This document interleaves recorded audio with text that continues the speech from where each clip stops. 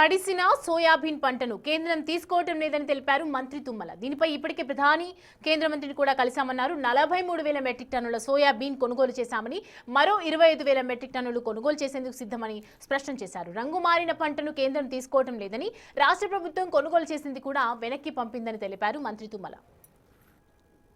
ముఖ్యంగా నిజామాబాద్ ఆదిలాబాద్ సంబంధించి సోయా పంట డిస్కలర్ అయింది. కేవలం రాష్ట్ర ప్రభుత్వం మార్కెట్ నోడల్ ఏజెన్సీ మాత్రమే అధ్యక్ష.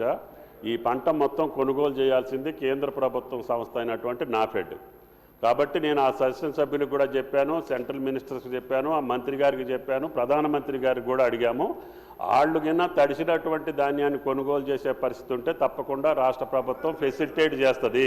కాబట్టి దయచేసి ఎమ్మెల్యేలు అందరూ, ముఖ్యంగా ఆదిలాబాద్కు సంబంధించి పాయల్ గారికి మీకు తెలుసు నేను చేసే ఎఫర్ట్ కూడా, ఇంకా ఇప్పటికి 43,000 మెట్రిక్ టన్నులు కొన్నాము, ఇంకా ఒక 25,000 కొంటాం. కానీ డిస్కలర్ మట్టికి కేంద్ర ప్రభుత్వం నాఫెడ్ యాక్సెప్ట్ చేయట్లేదు. మేము కొనుగోలు చేసింది కూడా రిటర్న్ చేశారు.